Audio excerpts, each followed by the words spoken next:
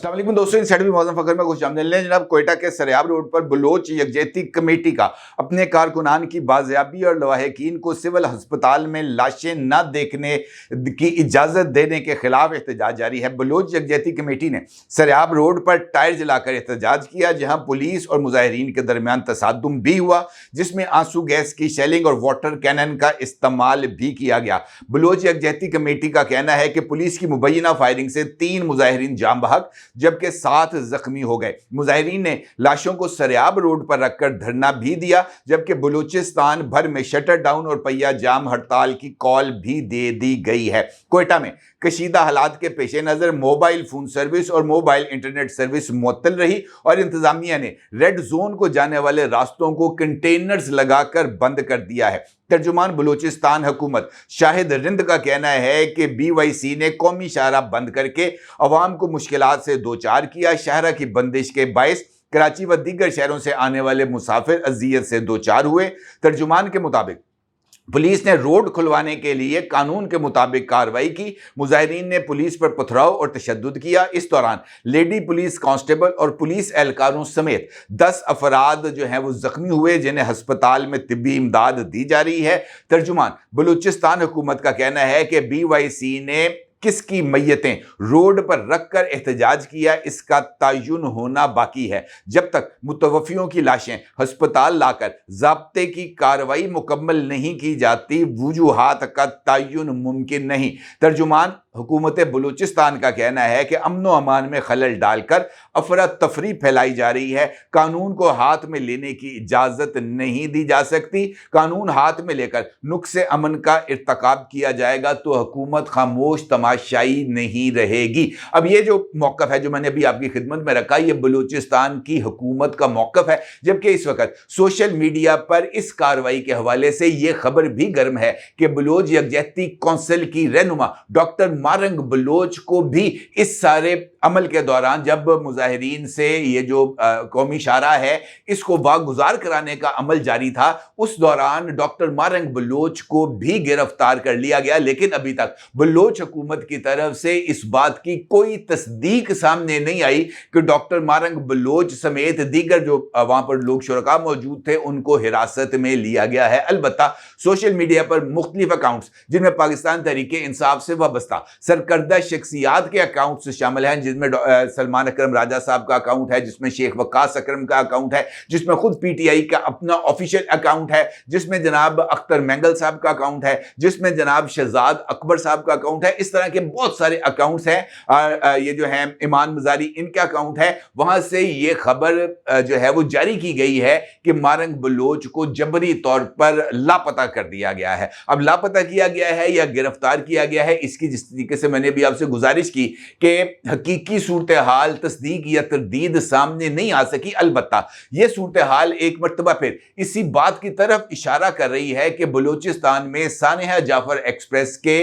सानेहे को ओवरलैप करने के लिए बलोच यकजहती कमेटी का ये जो एहतजाज है इसको इस्तेमाल किया जा रहा है। ये बात भी किसी से ढकी छुपी नहीं कि जाफर एक्सप्रेस का जो भी वाकया हुआ था और वहां पर जिस तरीके से मासूम शहरियों को यरकमाल बनाया गया था, इस सारे एपिसोड के दरमियान जो कि 11 अप्रैल से 11 मार्च से लेकर 13 मार्च के दरमियान वकूफ पजीर हुआ था, इस सारे अमल में ये जो बलोच नेशनलिस्ट लीडर थे ये भंग पी के सोए हुए थे। इनमें से किसी में इतनी इखलाकी जुर्रत नहीं थी कि ये जनाब सामने आकर कम अज कम इस वाक़े का से इजहार ला ताल्लुकी तो दूर की बात है, इस पर अफसोस का इजहार कर देते। मुजम्मत भी नहीं करनी थी, अफसोस का इजहार कर सकते थे, लेकिन इनकी तरफ से इस तरह का कोई रद्द अमल ना देना, इनफैक्ट इस बात का इजहार था कि ये BLA की तरफ से किए जाने वाले इस इकदाम की ना सिर्फ तौसीक करते थे बल्कि खामोश रहकर इन्होंने BLA के साथ अपनी वाबस्तगी को भी इस्टेब्लिश किया। और खासतौर पर उस मौके पर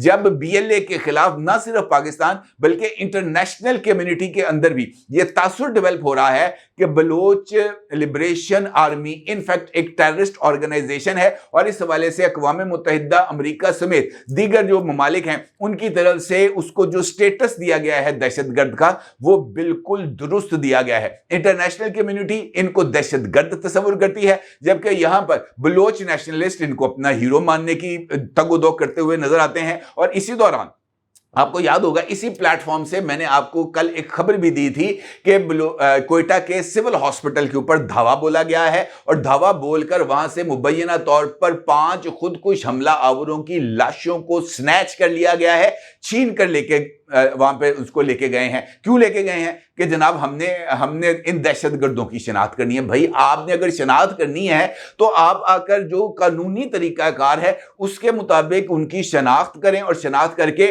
آپ میت کا اپنے ساتھ لے کے جائیں اور جا کر اس کو دفنا دیں۔ لیکن آپ اگر وہاں سے چھین کر لے کے جائیں گے تو انفیکٹ آپ اس بات کی طرف اشارہ کر رہے ہیں کہ آپ ان دہشت گردوں کی شناخت کو چھپانا چاہتے ہیں، کیونکہ اگر ان دہشت گردوں کی شناخت ظاہر ہو جائے گی تو پورے کا پورا موقف نہ صرف برے طریقے سے ایکسپوز ہو جائے گا بلکہ سمپتیز لینے کی جو کوشش ہے وہ بھی ختم ہو جائے گی۔ اور اسی دوران آپ کو یاد ہوگا کہ بی بی سی پر بھی ایک رپورٹ کو نشر کیا گیا تھا جس میں کہا گیا تھا کہ کوئٹہ کا جو قبرستان ہے وہاں پر 33 لاشوں کو لا کر خاموشی کے ساتھ دفنا دیا گیا ہے، اور جناب وہاں پر مٹی کی ڈھیریاں اور خون آلود تابوتوں کا بھی ذکر کیا گیا تھا۔ تو بھائی اگر آپ کو یاد ہوگا تو جعفر ایکسپریس میں کے واقعے میں خود اس بات کا اظہار پاکستان کے حساس اداروں کی طرف سے کیا گیا تھا کہ 33 دہشت گرد مارے گئے ہیں۔ جب ان دہشت گردوں کو کوئی شناخت نہیں کرے گا، ان کی کسی حوالے سے کوئی یہ چیز سامنے نہیں آئے گی کہ وہ کون تھے کہاں تھے، تو ان کو